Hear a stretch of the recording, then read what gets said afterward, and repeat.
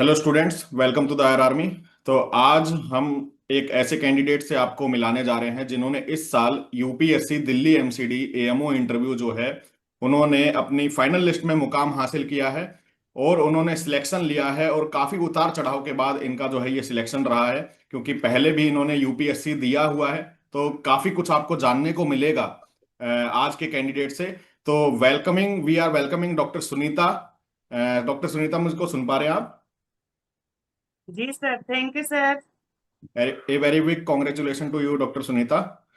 तो आज हम थैंक यू सर। इन्हीं की मुंह जुबानी जानेंगे कि यूपीएससी जैसे ऐसे एग्जाम जिसमें आयुर्वेदा मेडिकल ऑफिसर का बनने का सपना हर बीएमएस कैंडिडेट का होता है। तो इनसे बात करके हम जानेंगे इनका एक्सपीरियंस कि कैसे इन्होंने इस एग्जाम को जो है क्रैक किया और फाइनल लिस्ट में मुकाम पाया। सबसे पहले तो मैं डॉक्टर सुनीता आपसे ये पूछना चाहूंगा कि जिस दिन आपका रिजल्ट आया, ठीक है, उस दिन कैसे हालात थे? कैसा फैमिली में कैसे पता चला आपको सबसे पहले, और फैमिली में कैसा लगा और आपको कैसा लगा, उसके बारे में कुछ बताइए। जी सर, उस दिन जिस दिन रिजल्ट आया था उस दिन मैं बहुत ज्यादा स्ट्रेस थी। बिकॉज इस वजह से, क्योंकि उस दिन मेरा पहले सीएचओ में भी सिलेक्शन हो रखा था और 14 तारीख को सीएचओ ज्वाइन करने की लास्ट डेट थी। अंदर से ये तो था 99.99% की हो जाएगा, बट 100% तो जिसका फर्स्ट रैंक आती वो भी नहीं कह सकता कि हो ही जाएगा। और हमारे राजस्थान में ऐसा है कि अगर एक बार सीएचओ ज्वाइन कर लिया तो 5 साल तक आप छोड़ नहीं सकते हो। अगर छोड़ोगे तो 5 लाख का बॉन्ड रहेगा। तो उस दिन मैं जयपुर गई हुई थी एनएचएम ऑफिस की, मुझे 5-7 दिन का और टाइम दिया जाए, एक्सटेंड किया जाए, तब तक मेरा रिजल्ट आ जाएगा। फिर मैं सुबह से शाम तक वहीं रही। फिर वहां पे आईएएस सर थे, अमित यादव सर, उनसे मैंने अपनी बात रखी कि सर मेरा यूपीएससी का रिजल्ट आने वाला है, सर प्लीज आप मेरे को 1 वीक और दे दीजिए। तो सर ने साइन करके दे दिया और फिर नीचे जो अदर थे वर्कर उनके पास भेज दिया।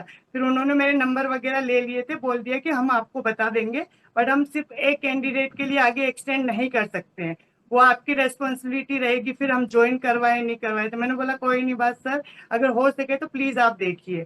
फिर ऐसे करके फिर मैं निकल गई थी 5 बजे जयपुर में। मैं 2012 से 2022 तक जयपुर ही थी। वहाँ गोविंद देव जी का मंदिर है, बहुत बड़ा, जो बहुत फेमस है और बहुत चमत्कारी है। तो मैंने कहा यहाँ तो कुछ हो नहीं रहा, अपन भगवान के पास ही चलते हैं, जो होगा वहीं देखा जाएगा। तो मेरा जो एनएचएम ऑफिस था उसके जस्ट पास ही था। तो मैं वहां से ऑटो लेके गई और उस दिन था कि रिजल्ट आ जाएगा, ऐसा लग रहा था कि आज आ जाएगा, आज आ जाएगा, ऐसे था। फिर मैं जैसे ही वहां से ऑटो उस पावन पवित्र भूमि पे कदम रखा और मैंने एक बार नेट ऑन किया और चेक किया कि देखते हैं क्या रहता है। तो वैसे मैंने देखा तो अपलोड हो गया था रिजल्ट। एक बार के लिए तो देखा क्या रहता है क्या रहता, देखा। फिर उसमें ऑल ओवर 23 रैंक पे था। तो जैसे ही था फिर भाई को फोन किया, फिर भाई ने देखा और फिर भाई ने तो अपलोड कर दिया था सब जगह। तो फोन आना स्टार्ट हो गए थे विद इन 1 मिनट ही। फिर मैंने कुछ टाइम के लिए होल्ड किया। मैंने कहा पहले गोविंद देव जी के दर्शन कर देती हूँ और उनको आशीर्वाद दे देती हूँ, उसके बाद सबका कॉल पिक करूंगी। तो जैसे ही वो रिजल्ट आया तो मेरा इतना टाइम का जो स्ट्रगल था, ऑलमोस्ट मैं 2 साल से बहुत ज्यादा स्ट्रेस में थी। मेरी फैमिली प्रॉब्लम कुछ अलग थी, तो उस वजह से बहुत ज्यादा स्ट्रेस था कि अगर इसमें नहीं होगा तो क्या होगा आगे। और अगर ये भी चला गया और उधर सीएचओ वाला भी लास्ट डे है तो किधर से भी कहीं के भी नहीं रहेंगे। तो जैसे मैं उस पवित्र भूमि पे गई और मेरी सारी समस्या का समाधान हो गया। तो वो दिन मेरे लिए बहुत बड़ा दिन था। और फिर जैसे फिर भाई से रहा नहीं गया, तो भाई का था कि सेलिब्रेट करते हैं, इतनी बड़ी उपलब्धि है। क्योंकि मैं एक ग्रामीण परिवेश से हूँ जहाँ पे लड़कियों का यहाँ तक पहुँचना बहुत बड़ी बात है। तो उसने मुझे बोला कि अभी 5:30 बज रहे हैं, तू 10 बजे तक आ जा। मेरा भिलवाड़ा नत ज्यादा दूर नहीं था। तो मैंने कहा भाई तू थोड़ा सा सब्र रख, मैं यहाँ आई हुई हूँ और यहाँ मेरे एक गुरु जी है, तो जिसकी वजह से आज मैं यहाँ पहुंची हूँ। वो जो त्रिवेंद्र शर्मा सर है। तो सर मेरा एक्चुअली 2019 में जब मेरा पीजी का एग्जाम था, 1 महीना बाकी था और मेरे फादर साइलेंट हार्ट अटैक से एक्सपायर हो गए थे। तो जी। वो जो गुरुजी था उन्होंने बहुत ज्यादा मेरा सपोर्ट किया। उन्होंने मुझे अपनी बेटी की तरह काउंसलिंग की, गाइडेंस किया, सब कुछ किया। तो मैंने कहा आज मैं इतनी अच्छी जगह पर हूँ कि मैं इस सेलिब्रेशन को सबसे पहले अपने पिताजी से सेलिब्रेट करना चाहती थी। तो मैंने कहा मैं उनके दर्शन करके उनसे आशीर्वाद लेके फिर आऊंगी। तो फिर मैं वहां फिर बात हुई, फिर मैं सर के पास गई, उनसे फिर आशीर्वाद लिया। फिर सर ने मुझे एज ए आशीर्वाद के स्वरूप में भगवत गीता दी, और सर को मैंने सब कुछ बता रखा था, मेरी फैमिली में जो भी प्रॉब्लम थी। तो फिर सर ने बोला अब सारे संघर्ष खत्म हो गए, अब बच्चे को ले मम्मी को ले आराम से दिल्ली जाओ, वहां रहो, और सारे जितने भी स्ट्रेस वाला टाइम था उसको भूल जाओ। तो वो जी टाइम मेरे लिए इतना अच्छा टाइम था कि जिसको मैं अपने फादर के साथ सेलिब्रेट करना चाहती थी, इससे खुशी को, तो मैंने उनके साथ सेलिब्रेट किया। ऐसा योग बना मेरे साथ। तो वो टाइम मेरे लिए बहुत अच्छा टाइम था। जी, कहीं ना कहीं आपके फादर साहब अभी भी आपको देख रहे हैं, बहुत खुश हो रहे हैं कि आपने इतना अच्छा मुकाम हासिल किया। और मेहनत करने वालों की जीत हमेशा होती है। और आप बहुत भाग्यशाली कि जब रिजल्ट आया, आप एक तो भगवान के पास थे, उस टाइम भगवान के दर पर थे, आशीर्वाद वहां से मिल रहा था, गुरु जी के पास थे जो आपके प्रिय गुरु जी हैं। तो बहुत ही अच्छा लगा आपसे सुनकर। अच्छा डॉक्टर साहब, ये बताइए कि कैसे आपने जर्नी में आपने बीएमएस किया या एमडी किया, और कैसे कैसे किस कॉलेज से किया, उसके बारे में थोड़ा व्यूअर्स को बताइए। जी सर, मेरा स्टार्टिंग से ही थोड़ा जीवन संघर्ष भरा रहा सर, क्योंकि मैं एज ए बिल्कुल नॉर्मल क्लास फैमिली से हूँ और बिल्कुल ग्रामीण परिवेश से हूँ। आज के 15 साल लड़कियों को बाहर भेजना बहुत बड़ा डिफिकल्ट टाइम था, ऐसे भेजते नहीं थे। तो मैंने 10th तक तो ग्रामीण स्कूल, सरकारी स्कूल थी, वहीं पे मैंने अपनी पढ़ाई करी थी। वहाँ जो 10th क्लास में मेरे पुष्पा मैडम थे जो संस्कृत पढ़ाते थे, तो मेरा बेस तो वहीं से बन गया था आयुर्वेद वाला। उन्होंने समाज संधि सारा बहुत कुछ अच्छे से पढ़ाया था, जिसका मुझे आगे मतलब लास्ट डे तक बहुत ज्यादा फायदा हुआ। फिर उसके बाद में 11th 12th थी, तो वो मुझे मेरे गांव से 7 किलोमीटर दूर जाना था। फिर भी पापा मम्मी ने बोला कि नहीं बेटी पढ़ना चाहती है तो इसको पढ़ाएंगे, वहां भेजा। फिर 11th 12th हुई, उसके बाद में सबसे बड़ा चैलेंजेस था कि अब बाहर कैसे भेजे। डॉक्टर बनना था, सपना था, तो कोटा भेजने वाली बारी थी। तो ग्रामीण परिवेश में आज तक कोई लड़की गई नहीं थी, तो कैसे भेजे। तो फिर ऐसे करके फिर भी पापा ने बोला नहीं, इसका सपना है और मुझे मेरी बेटी पे पूरा भरोसा है, ये एक दिन अपना नाम जरूर रोशन करेगी। तो पापा ने फिर मेरे को वहां पे कोटा भेजा। फिर मेरा मतलब पीएमटी में नहीं हुआ, फिर पीएटी में मेरा ऑल इंडिया 21 रैंक आई। तो उस दिन भी ऐसा था कि मेरे फादर मेरे साथ ही थे। उस दिन भी हमने पूरी रात, मेरा जो वो उस दिन मेरे पापा का जो मैंने चेहरा देखा, जो मतलब इससे खुशी वाला टाइम मैंने कभी नहीं देखा। पूरी रात भर हम बाप बेटी बातें करते रहे, और इतना खुश नसूब टाइम था मैं बता नहीं सकती हूँ। फिर उसके बाद में मुझे राष्ट्रीय आयुर्वेद संस्थान जयपुर में एडमिशन मिला। फिर मेरा बीएमएस चालू रहा। फिर जैसे मेरा इंटर्न में भी हो गया था, बट इंटर्न कंप्लीट नहीं हुई तो मेरे को पीजी मिला नहीं। फिर उसके बाद में 2019 का टाइम था और पीजी वाला एग्जाम था, 1 महीने बाद एग्जाम होना था। तो मेरे फादर बोले कि अब बेटी पैरों पे खड़ी हो गई है, उनको पूरा विश्वास था कि मेरी बेटी का 100% पीजी में हो जाएगा। तो उनको विश्वास था, तो वो लड़के वगैरह भी देख रहे थे, सारा कर रहे थे, और सारा उनकी सारी प्लानिंग थी कि अब कैरियर तो बन गया, अब लड़का वगैरह देखते हैं। तो वो 1 महीना बचा था, और एक्सीडेंटली फोन आया घर से, मैं जयपुरी थी। तो उस टाइम पे पापा का किसी ने बताया नहीं था, बड़े पापा के बताया था कि बड़े पापा की उस टाइम पे तबीयत खराब भी चल रही थी। तो मैं जयपुर थी, फिर मेरे को बुलाया घर पे, फिर मैं गई। तो फिर इस तरह से देखा तो उस टाइम पे तो दुखों का पहाड़ एक तरह से टूट ही गया था। फिर 1 महीने बाद मेरा एग्जाम था कि अब कैसे क्या मैनेज करे। तो मैं एक टाइम से उस टाइम पे तो बहुत ज्यादा स्ट्रेस में चली गई थी।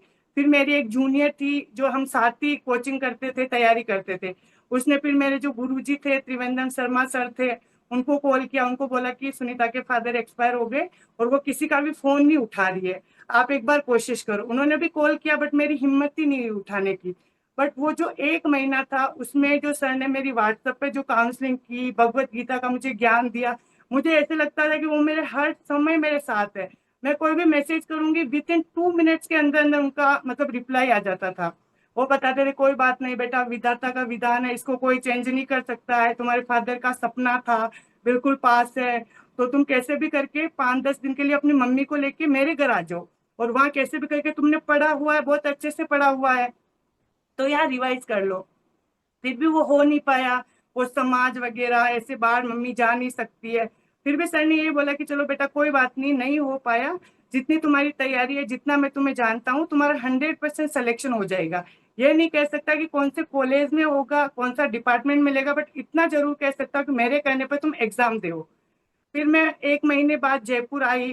फिर फर्स्ट टाइम 1 महीने बाद मैंने सर का ही फोन उठाया कि बेटा तुम आ गई हो क्या। मैंने कहा जी सर मैं आ गई हूँ। मैंने उठाया तो उस टाइम पे मेरे हाथ वाइब्रेट कर रहे थे, मेरे को इतना स्ट्रेस वगैरह हो रहा कि 1 महीने से मैंने बुक ही नहीं खोली, मैं कैसे क्या करूंगी वहां पे। बट उन्होंने इतने अच्छे आयुर्वेद के कॉन्सेप्ट मेरे क्लियर करवा रखे थे, तो उस टाइम पे भी उनका आशीर्वाद रहा, फादर का सपना था, उनका आशीर्वाद रहा। तो ऑल इंडिया में उस टाइम पे मेरी 3030 रैंक आई। और फिर सर ने बोला देखो, जो तुम चाहती थी कि राष्ट्रीय आयुर्वेद संस्थान से गायनी डिपार्टमेंट से पीजी करना, वो तुम्हें मिला। तो मतलब उनका मुझे हर पग पग पे उनका आशीर्वाद रहा। और आज यहाँ मैं आपके सामने हूँ, तो इसमें उनका बहुत बड़ा रोल रहा। जी। फिर उसके बाद में सर 2019 में मेरा पीजी में हो गया। फिर थोड़ा वापस से थोड़ा ट्रैक पे आए, थोड़ा सा पापा का थोड़ा सा कि विधि का विधान है, इसको करके आगे गए। फिर जैसे 2020 था, फिर वापस से वही सगाई शादी, क्योंकि मैं बिल्कुल ग्रामीण परिवेश से थी और इतना टाइम तक रुकना बहुत बड़ा मुश्किल था। आज भी हमारे राजस्थान में जहां से मैं हूँ, वहां से 12-15 साल में लड़कियों की शादी हो जाती है। आज भी बाल विवाह होते हैं। तो बहुत बड़ा था। फिर वापस से वही लड़के देखना सब कुछ स्टार्ट हो गया। फिर 2021 में थी, उस टाइम पे मैंने फिर यूपीएससी का एग्जाम दिया था। और जब मेरे को लड़का देखने आया था, उस टाइम पे मेरे पास यूपीएससी का इंटरव्यू का कॉल लेटर था। तो फिर मैंने उनको, उनके घर वालों को यही चीज बताई थी कि मेरा इसमें हो जाता है तो मेरा ऑल इंडिया में कहीं पे भी पोस्टिंग होगी वहां पे मैं जाऊंगी। तो उस टाइम पे तो उन्होंने यस कर दी। उस टाइम पे तो उन्होंने बोला कि हमें कोई दिक्कत नहीं, तुम ऑल इंडिया में कहीं पे भी जॉब करना, हमें तुम्हारी जॉब से कोई दिक्कत नहीं है। और मैंने उनको बता दिया था कि मुझे गायों भैंसों का काम करना, गोबर वगैरह डालना, खेतों में काम करना, मुझे कुछ भी नहीं आता है। मेरे पापा ने मुझे एज ए राजकुमारी की तरह रखा, और मैंने हमेशा पढ़ाई ही की है और मेरे को पढ़ना ही आता है। और मेरे पापा का सपना था कि मेरी बेटी इसके पैरों पे खड़ी हो, इसलिए उन्होंने आज तक मेरी शादी नहीं करी। गाँव के इतने लोगों के ताने सुनना, रिश्तेदारों के ताने सुनना कि लड़की इतनी बड़ी होगी, आधी उम्र तो निकल गई, फिर भी शादी नहीं कर रहे। तो उनका सपना है, तो मैं इस सपने को जरूर पूरा करूंगी। तो उस टाइम पर तो उन्होंने यस बोल दिया कि हमें कोई दिक्कत नहीं, तुम ऑल इंडिया में कहीं पे भी जॉब करना। उनका ठीक है। फिर ऐसे करके हमारी सगाई हो गई, फिर शादी हो गई। फिर 2021 में दिसंबर में इंटरव्यू था, अनफॉर्चुनेटली उसमें मेरा नहीं हो पाया। फिर 2022 में फिर जैसे मेरा पीजी कंप्लीट होने वाला था, तो उस टाइम पे मेरे सास ससुर वहाँ जयपुर आए हुए थे। तो उन्होंने क्या पेट्रोल पंप बना रखा था। तो उस टाइम पे मुझे बोले कि अब तेरी पीजी कंप्लीट होने वाली है, तो ऐसे करते हैं कि तेरा वहां पे एक हमारा प्लॉट है भिलवाड़ा डिस्ट्रिक्ट में, तो वहां तेरा क्लिनिक वगैरह खोल देंगे, वहां तेरा अच्छा चलेगा। तो जो तेरे पास गोल्ड है 25 तोला, वो तू हमें दे दे। या तो तू हमें गोल्ड दे दे, या फिर हम उस जमीन को बेचेंगे। तो मेरे को पता था कि पढ़ने लिखने वाली लड़कियां कहाँ गोल्ड पहनती है, तो मेरे को कोई शौक नहीं था। तो मैंने वो सारा का सारा गोल्ड उनको दे दिया। फिर उन्होंने ऐसे किया, वो सारा गोल्ड ले लिया। और मेरे साथ इतना ऐसे इस तरह से धोखा किया कि उन्होंने वो प्लॉट भी बेच दिया। फिर जैसे 2022 में मेरी पीजी कंप्लीट हुई, फिर मैंने उनको बोला कि अब आगे क्या करना है, मैं कॉलेज ज्वाइन करूँ, हॉस्पिटल ज्वाइन करूँ, या फिर आपने तो बोल रखा है कि वो प्लॉट है वहां पे क्लिनिक कर लेना। तो बोला कि प्लॉट तो हमने बेच दिया। तो फिर मैंने बोला कि क्यों बेचा आपने, जब मेरे साथ बोला कि सोना दे दे, हम उसका गोल्ड लोन ले लेंगे, तो नहीं बेचेंगे। फिर बोला कि नहीं, हमने तो बेच दिया, गांव में अगर जमीन वगैरह बेचते तो लोग बोलते कि हमारी बदनामी होती है कि जमीन बेच दी, ऐसे करके उन्होंने वो भी बेच दिया। फिर मैंने बोला अब क्या करना, बोले कि अब कुछ नहीं करना, अब सबसे पहले मैं बच्चा चाहिए। तो उन्होंने ना तो मुझे कॉलेज ज्वाइन करने दिया, ना कहीं हॉस्पिटल ज्वाइन करने दिया, और वो जो प्लॉट था वो भी बेच दिया। फिर भी मैंने सोचा चलो कोई बात नहीं, अपना परिवार है, एज भी हो रही, क्योंकि मैं गायनी डिपार्टमेंट से थी, तो मुझे पता है कि लेट एज में फिर बच्चे की वो क्वालिटी भी नहीं आ पाती है। और इनफर्टिलिटी के पेशेंट तो हम खूब ट्रीट करते थे। तो मैंने सोचा चलो कोई बात नहीं, वहीं कहीं हॉस्पिटल देखेंगे, और अपना पहले बच्चे का प्लान तो बच्चा प्लान करते हैं। तो ऐसे करके फिर मैंने ऑनलाइन, राजस्थान में एक कॉलेज था अकलेरा कॉलेज, वहाँ ऑनलाइन ज्वाइन किया था। तो उन्होंने बोला कि साल में 2 बार विजिट होगी, आपको आना पड़ेगा। मैंने फिर मेरे ससुराल वालों से सारों से बात करी, तो बोला कि हमें कोई दिक्कत नहीं, जब विजिट होगी। तो मेरे हस्बैंड ने बोला कि मैं तेरे साथ चल लूंगा, मेरे को कोई दिक्कत नहीं। अब हुआ, मैं अक्टूबर में मेरी पीजी कंप्लीट हुई, और भगवान ने तो मेरा हमेशा साथ दिया। मैं क्या बोलूँ कि इस दुनिया में भगवान ने जितना मेरा साथ दिया शायद किसी ने नहीं दिया हो। अब मैंने कॉलेज छोड़ा, हॉस्पिटल छोड़ा, मैं अक्टूबर में ही और नवंबर में कंसीव हो गया। और फिर 6 महीने बाद विजिट का टाइम था, अप्रैल का टाइम था। तो उधर से कॉलेज के कॉल वगैरह आ रहे थे कि आपको विजिट के लिए एक दिन आना पड़ेगा। मैंने कहा ठीक है, मैं आ जाऊंगी। फिर मैंने मेरे ससुराल वालों से, हस्बैंड से, सबसे बात करी कि एक दिन के लिए मुझे जाना पड़ेगा। फिर उस दिन उन्होंने अपना असली रूप दिखाया कि अब हम तुझे जॉब नहीं करने देंगे, कहीं पे भी नहीं जाने देंगे, हमें जरूरत नहीं है, ऐसे करके उन्होंने साफ मना कर दिया। तो कॉलेज वालों ने मुझे रिलीव कर दिया। 19 अप्रैल 2023 का टाइम था, उन्होंने रिलीव कर दिया। फिर अब मैंने कहा अभी 6 मंथ की प्रेगनेंसी है, आगे अभी तो बच्चा होगा, फिर बड़ा होगा, तो मेरा तो 2-3 साल का एक्सपीरियंस खराब हो जाएगा। तो फिर मैंने अपने सीनियर वगैरह से, टीचर वगैरह से पूछ के यूपी में फिर मैंने कॉलेज देखा था आगरा में। तो उन्होंने भी यही बात बोली कि आपको एक दिन तो आना ही पड़ेगा ज्वाइन करने के लिए। इसके लिए भी अपने हस्बैंड से और ससुराल वालों से बात करी, उसके लिए भी उन्होंने मना कर दिया साहब कि नहीं हम नहीं जाने देंगे। फिर मैंने बोला ठीक है आप नहीं जाओगे तो मुझे मेरे घर छोड़ दो, तो मैं मेरे भाई को या किसी रिश्तेदार को अपने साथ लेके जाऊंगी। ऐसे तो मैं अकेली कहीं पे भी जा सकती थी, तो बस वो टाइम ऐसे था कि बीपी शुगर वगैरह बढ़ रहा था, प्रेगनेंसी थी, तो उस टाइम पे किसी का थोड़ा सा सपोर्ट चाहिए था। तो उन्होंने मना कर दिया, तो उन्होंने मेरे को घर छोड़ दिया, बट वो मेरे साथ कहीं पे भी ज्वाइन करवाने नहीं गए। तो मैं घर आई, फिर मैंने घर वालों से बात करी, तो घर वालों ने भी समझाया कि बेटा अगर ऐसे वो ऐसे विरोध कर रहे और अगर तू कहीं चली गई तो कल को कुछ भी ऊंच नीच हुई प्रेगनेंसी में, कुछ भी ब्लीडिंग वगैरह स्टार्ट हुई, अबॉर्शन हुआ, तो बहुत बड़ा आगे दिक्कत हो जाएगी। फिर ऐसे करके उन्होंने साफ मना कर दिया। और फिर 20 अप्रैल 2023 का दिन था, उस दिन जब मेरे हस्बैंड मेरे को घर छोड़ के गए, तब से उन्होंने मुझे ब्लॉक कर रखा है। और आज का दिन है, उन्होंने मेरे को कभी भी बात नहीं करी, कभी भी ये जानने की कोशिश नहीं करी कि मैं कहाँ हूँ, कैसी हूँ, क्या कर रही हूँ। फिर उस टाइम पे मना कर दिया। फिर मेरे ससुर जी आए और ससुर जी ने भी वही धमकियां देना स्टार्ट कर दिया कि अब हम कहीं जॉब नहीं करने देंगे, अब तो बस गायों भैंसों का काम करो, गोबर डालो, खेतों में काम करो, जो ट्रेडिशनल पहनावा है वो पहनो, ये करो। तो मैंने मेरे ससुर जी से हाथ जोड़ के बोला कि पापा जी, मेरे पापा ने इतनी मेरे लिए मेहनत करी है, मेरी मम्मी ने इतनी मेहनत करी, तो मैं जॉब नहीं छोड़ सकती हूँ। तो उस दिन उन्होंने ये बोल दिया कि अगर ये जॉब नहीं छोड़ती है तो हम दूसरी पत्नी लेके आएंगे, तो तू जॉब कर, बच्चे को पाल, हम दूसरी लाएंगे जो वो हमारे घर का सारा काम धाम करेगी। तो मैंने कहा ऐसे कैसे पॉसिबल हो सकता है, जब मैंने आपको सारा बताया उस टाइम पे मेरा नहीं हो पाया, वो दूसरी बात है, अगर मेरा यूपीएससी में हो जाता, मेरे को तमिलनाडु पोस्टिंग मिलती, तब भी आप मुझे नहीं जाने देते क्या। बोले कि वो बात अलग है, ये बात अलग। मैंने कहा ये कौन सी बात है। ऐसे करके वो लोग फिर चले गए। फिर डिलीवरी हुई, उस टाइम पे भी नहीं आए हस्बैंड। जब इतना प्री मेच्योर डिलीवरी हो गई, क्योंकि मैं तो बहुत ज्यादा स्ट्रेस में चली गई थी, एक तरह से बच्चे का भविष्य था, एक साइड मेरा भविष्य था। फिर मैंने कहा अब मैं करूँ तो क्या करूँ। फिर उनको इतने फोन किए, प्री मेच्योर डिलीवरी हो गई, बच्चा आईसीयू में चला गया, बट कोई भी उसको देखने नहीं आया। बस वही एक बात थी कि तुम हमेशा हमेशा के लिए जॉब छोड़ो और सिर्फ एक हाउस वाइफ बन के रहो और गायों भैंसों का काम करो। मैंने कहा ये चीज तो मेरे लिए पॉसिबल नहीं है। फिर वो टाइम भी बहुत बुरा निकला। फिर 5.5 महीने का बच्चा हुआ। फिर मैं उनसे वापस रिक्वेस्ट करने गई, अपने ससुराल गई, मैंने बोला कि प्लीज मेरी हाथ जोड़ के विनती है, मैंने सर से बात कर रखी है, उन्होंने बोला कि जब तक बच्चा साल 1.5 साल का होगा तब तक हम आपको छुट्टियां वगैरह दे देंगे, तो कोई दिक्कत नहीं, आप 15 दिन के लिए आ जाना, वापिस चले जाना। इतना उन लोगों ने मुझे कोऑपरेट किया। बट ये लोग तो टस से मस नहीं हुए कि नहीं हम जॉब नहीं करने देंगे, इट मीन्स नहीं करने देंगे। फिर भी मैंने कहा नहीं, मेरे पापा का सपना है, मेरे मम्मी पापा ने इतना स्ट्रगल किया, मुझे पढ़ाया, 2010 से मैं बाहर हूँ जहाँ गांव की लड़कियां पढ़ती नहीं है। तो मैं जिद करके चली गई, तो मैंने सोबित यूनिवर्सिटी यूपी में ज्वाइन कर लिया।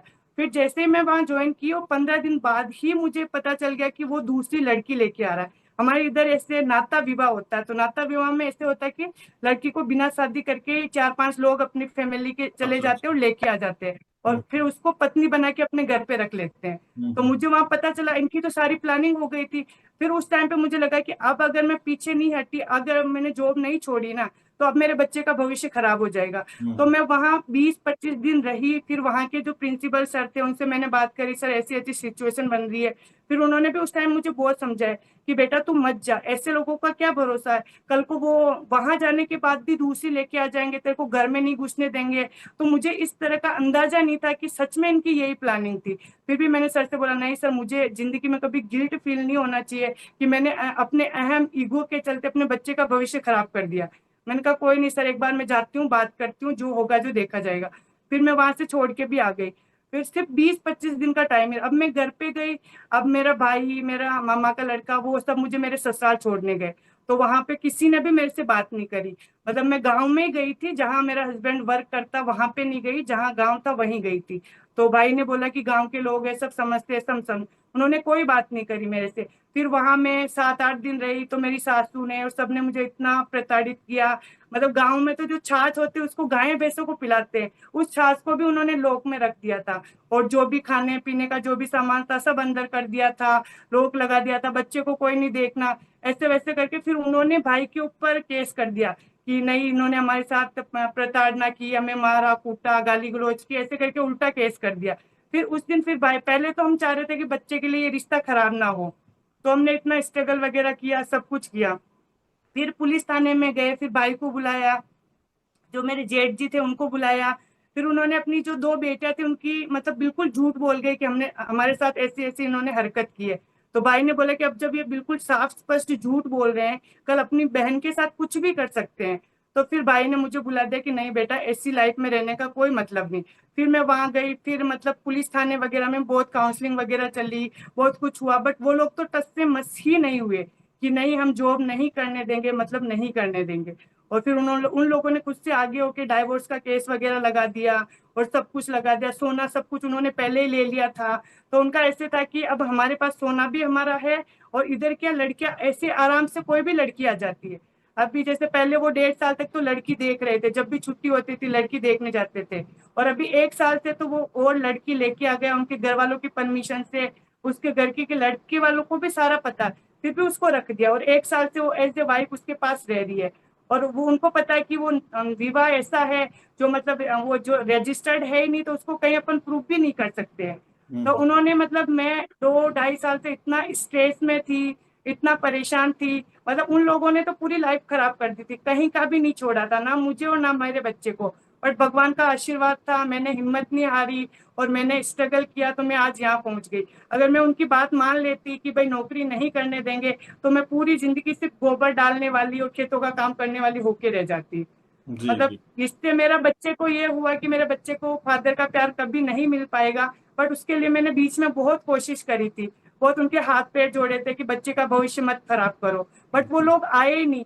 मुझे तो ये चीज समझ में नहीं आती, बच्चा जब आईसीयू में एडमिट है, बच्चा मरेगा या जिएगा ये भी नहीं पता, इतना सीरियस था, और वो लोग उस बच्चे को देखने नहीं आए। मुझे समझ, लोग ऐसे कैसे हो सकते हैं कि अपना खून है, अपनी औलाद है, उनको कैसे नींद आई होगी, कैसे खाना पाया होगा। और मतलब उनका बस ये की टारगेट था कि हमें तो और मिल गई, हमारे तो और बच्चा हो जाएगा, अब सुनीता भी जाए भाड़ में, बच्चा भी हो जाए भाड़ में, हमें कोई मतलब नहीं, हमारा जो सोना है वो हमारे पास है, हमें कोई दिक्कत नहीं। और जैसे उनके पेट्रोल पंप का उस टाइम पे पैसा कर्जा वगैरह हो रखा था, तो मैं पीजी कर रही थी, तो मेरे पास स्टैंड फंड वगैरह भी था, तो जितना मैं कर सकती थी उतना उनके लिए किया, अपना सारा गोल्ड उनको दिया। और उनके बच्चे के लिए मैंने अपना कहीं हॉस्पिटल ज्वाइन नहीं किया, कोई कॉलेज ज्वाइन नहीं किया, सब कुछ छोड़ के मैं वहां आई। और उन्होंने लास्ट टाइम पे ऐसे किया कि अब तू भी जा भाड़ में, बच्चा भी जा भाड़ में। तो मेरे लिए इतना स्ट्रेस वाला ये टाइम रहा कि मैं क्या बताऊं, बहुत जी। ज्यादा स्ट्रेस था ये टाइम। फाइनली आपका सिलेक्शन तो हुआ यूपीएससी में। और जैसा कि आपकी हाँ कहानी सुनी है, बहुत ही उतार चढ़ाव रहा, बहुत ज्यादा संघर्ष रहा। व्यूअर्स को मैं बताना चाहूंगा कि आयर आर्मी प्लेटफॉर्म के माध्यम से डॉक्टर सुनीता की कहानी आपको सुनकर एक अंदाजा लग गया होगा कि इतने संघर्ष, इतना ज्यादा इनके साथ हुआ है लाइफ में, बहुत बेकार बेकार इंसिडेंट हुए हैं। तब भी इन्होंने अपना जो पापा का सपना था, जो खुद का सपना था, उसको बिल्कुल भी उन्होंने भूला ही नहीं। और उन्होंने फाइनली यूपीएससी क्रैक किया। जब डॉक्टर सुनीता इतनी टेंशन के बावजूद, बच्चे के बावजूद, बच्चे के साथ, इतनी सारी टेंशनों के साथ वो यूपीएससी जैसा एग्जाम क्लियर कर सकती हैं, तो आप क्यों नहीं कर सकते हैं? बहुत ज्यादा। और मैं एक और चीज बताना चाहूंगा आपकी कहानी के साथ कि जो इस लड़के होते हैं, वो या तो शादी अगर कर रहे हैं तो वो पूरे होश और हवास में करें शादी। ऐसा ना करें कि किसी लड़की की जिंदगी बर्बाद करें। अगर उनको शादी करनी ही नहीं है, या उनका किसी और के साथ अगर कोई भी रिलेशन चल रहा है, तो वो साफ साफ इसको जो है एक्सेप्ट करना सीखें। अगर ऐसे डॉक्टर सुनीता के साथ जो इंसिडेंट हुआ है, ये मैं इसकी निंदा करता हूं, और मैं नहीं चाहता कि, क्योंकि लड़कियों के पास बहुत सारी प्रॉब्लम्स होती हैं। और एज ए गर्ल मैं डॉक्टर सुनीता को बधाई देना चाहूंगा कि इतनी सारी प्रॉब्लम एक लड़की ही झेल सकती है, लड़का कभी नहीं झेल सकता। ना ही लड़का बच्चा पैदा कर सकता, ना ही लड़का जो है इतनी सारी टेंशनें झेल सकता है। और तब भी लड़के जो हैं आजकल कोई भी बड़ी बड़ी पोस्ट पे नहीं है। आज जब लड़कियों को पढ़ने का मौका मिला, उनके माँ बाप ने समझा कि हाँ पढ़ाई बहुत जरूरी है, तो आज लड़कियां कहाँ कहाँ पर पहुंच चुकी है। हमारी राष्ट्रपति फीमेल राष्ट्रपति थी, ठीक है, और अभी भी द्रौपदी मुर्मू जी जो है अभी फीमेल राष्ट्रपति, मतलब कहाँ तक पहुंच गई। तो लड़के समझ जाओ, मैं तो यही कहूंगा। बाकी तो आप सभी के ऊपर है, आपकी अपनी अपनी जिंदगी है। लेकिन अच्छा, मैं ये पूछना चाहूंगा डॉक्टर सुनीता, ज्यादा टाइम हो गया, आयर आर्मी का क्या योगदान रहा? आयुर आर्मी से आपने कोचिंग ली। अच्छा, मैं एक और बात बता दूं कि बहुत ही ज्यादा सीरियस कैंडिडेट थे, इन्होंने कहा था कि सर मेरा यूपीएससी हो चुका है पहले और मुझे बहुत डर है मेरा सिलेक्शन होगा क्या नहीं होगा। और लगातार ये मेरे से जो है कांटेक्ट में रहती थी और मैं बताता रहता था ये टिप कर लो, ऐसे कर लो, ये कर लो। तो अभी आप बताइए कैसा फायदा रहा, क्या नुकसान रहा, वो भी बताइए। जी सर। सर मैं पहले तो मुझे पता नहीं था आयुर आर्मी के बारे में। तो मैं संतोष सर से क्लासें ले रही थी, Haryana MO interview preparation group था, उसमें डॉक्टर सोनिया थे। तो उन्होंने आपका मुझे नंबर दिया था, उन्होंने भी आपसे कोचिंग ली थी, इंटरव्यू वगैरह लिया था। तो उन्होंने बोला कि मैडम आप मेरे कहने पर ही एक बार आप आयुर आर्मी ज्वाइन कीजिए, आपको कोई नुकसान नहीं होगा, फायदा ही होगा, आप मेरे लिए कीजिए। और मुझे वो बोलते थे मुझे पूरा भरोसा है कि आपका जरूर होगा। क्योंकि वहां पे जब मैं संतोष सर के भी इंटरव्यू दे रही थी, तो वहां पे सर ने मेरा इंटरव्यू लिया था। तो सर ने वहां जब मेरा इंटरव्यू लिया तो मेरा आंसर करने का जो तरीका था उन लड़कियों को बहुत अच्छा लगा। तो उन्होंने बोला कि सर हमारी एक बार गायनी ओप्स की क्लास सुनीता मैडम से करवा दीजिए। तो मेरे को आज भी याद है, 1 जनवरी और 2 जनवरी का टाइम है। वहाँ 2.5 2.5 3 3 घंटे दोनों दिन मैंने क्लासे लेके उनको गायनी ओप्स का जो भी प्रैक्टिकल वाला जितना भी था वो सारा कवर करवाया, और उनके इंटरव्यू में बहुत काम आया। तो उन सब लोगों की ब्लेसिंग थी, दुआ थी कि सुनीता मैडम आपका तो होना ही चाहिए, आप डिजर्विंग कैंडिडेट हो। तो उनके कहने के बाद में मैंने आयुर आर्मी ज्वाइन किया। और मैं चाहती थी कि मेरा इंटरव्यू बहुत अच्छा हो, क्योंकि मैं किसी हालत में इसको खोना नहीं चाहती थी, क्योंकि ये मेरे बच्चे के लिए और मेरे लिए बहुत जरूरी था। अगर आज मैं यहाँ नहीं आती तो न जाने कितनी लड़कियां डिमोटिवेट होती। सब ये बोलते कि 15 साल हो गए अभी तक कहीं सिलेक्शन नहीं हुआ, ऐसा क्या कर रही है, कुछ करती नहीं, ये सारी चीजें थी। तो आज बहुत सारी लड़कियों के लिए मैं मोटिवेशन बनी हूँ। मेरा पूरा गांव आज इतना खुश है, मैं बता नहीं सकती हूँ। एक सारी लड़कियां सब लोग।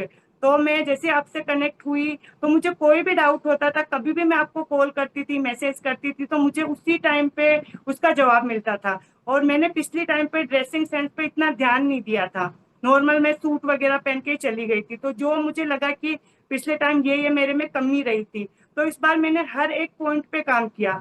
साड़ी पहनना, चप्पल पहनना, उसमें ब्लाउज किस तरह से। फिर मैम डायरेक्ट मेरे कांटेक्ट में रहते थे, मैं उनको पिक ले लेके मैम को भेजती थी कैसे चलना है। तो मैंने कहीं पे भी किधर से भी कोई कमी नहीं रखी। और मुझे आपका और मैम का हमेशा सपोर्ट रहा है। कभी भी किसी भी टाइम पे फोन करो, कॉल करो, मैसेज करो, उसका जवाब हमेशा मिलता था। जी। तो मेरे लिए तो बहुत ही अच्छा रहा, क्योंकि मुझे ऐसा लगता है शायद पिछले मेरे इंटरव्यू में भी मुझे आयुर आर्मी या संतोष सर या इंटरव्यू की प्रिपरेशन करवाने वाले गुरुजी मिल जाते तो मेरा 2021 में ही सिलेक्शन हो जाता। ये कोई नहीं, मुझे अभी बहुत हो गया बड़ा है। बेनिफिट मिला। अभी हुआ है और बहुत अच्छा जी सर। आपने जो है मुकाम हासिल किया है और हमारी शुभकामनाएं आपके साथ हैं। और आज का हम सेशन यहीं समाप्त करते हैं। और मुझे आशा है कि बहुत सारे स्टूडेंट को आपसे मोटिवेशन मिला होगा, खासकर लड़कियों को, जो फीमेल कैंडिडेट हैं उनको, कि इतनी सारे संघर्ष के बाद भी आपने जो है अपना मुकाम हासिल किया और बिल्कुल भी आप जो है अपने लक्ष्य से भटके नहीं। एक लक्ष्य को हमेशा हासिल करने के लिए उसको देखते रहना चाहिए, ठीक है, बिल्कुल। और वैसे ही आपने जो है उसको हासिल भी किया। मैं आपके लिए एक लाइन कहना चाहूंगा जो पुरानी लाइन है, मेरी नहीं है, लेकिन आप पे बिल्कुल फिट बैठती है, कि लहरों से डरकर नौका पार नहीं होती, कोशिश करने वालों की कभी हार नहीं होती। और ये आपके लिए है और आप जैसे अनेक फीमेल कैंडिडेट के लिए जो अपना अपना मुकाम हासिल कर रही हैं इतने सारी प्रॉब्लम्स के बाद, और आगे भी देश की सेवा करेंगी और देश में जो है अपना योगदान भी देंगी। तो आज के लिए सेशन यहीं समाप्त करते हैं। थैंक यू डॉक्टर सुनीता, और अगेन कॉन्ग्रेचुलेशन टू यू। और अपनी लाइफ एंजॉय कीजिए और अब अच्छा ही अच्छा होगा आपके साथ। इसी आशा के साथ हम आज विदा लेते हैं। और कोई भी स्टूडेंट कोई भी एग्जाम की तैयारी कर रहा है तो आयुर आर्मी ऐप से आप जुड़ सकते हैं, और इसका लिंक इस वीडियो के डिस्क्रिप्शन में दिया होगा, आप वहां ज्वाइन कर सकते हैं। लगातार पढ़ते रहिए और मोटिवेशन लेते रहिए हमारे ऐसे ही कैंडिडेट से। जय हिंद, जय Ayurveda. Thank you sir. Thank you.